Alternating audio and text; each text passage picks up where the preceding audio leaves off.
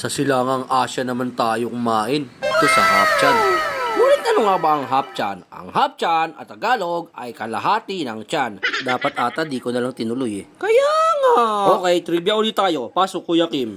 Ang Hapchan Tea House ay isang showcase ng napakataas na food quality at friendly neighborhood service ng tunay na Hong Kong Tea House. Nagsimula noong 1997 bilang isang maliit na tea house sa Maynila at nagsilbi lamang sa mga Filipino-Chinese na paboritong mami, congee at dimsum.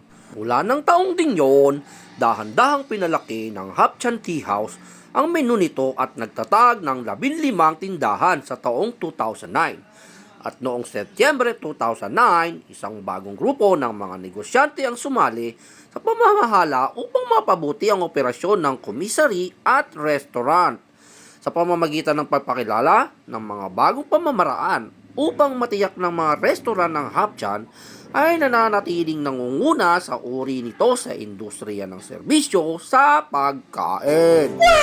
At natapos na nga akong kumain, merong nagbabadya sa aking damdamin. Kaya kailangan ko nang umuwi at nasayang ko na naman ang 1 minuto ng buhay mo. Bye-bye!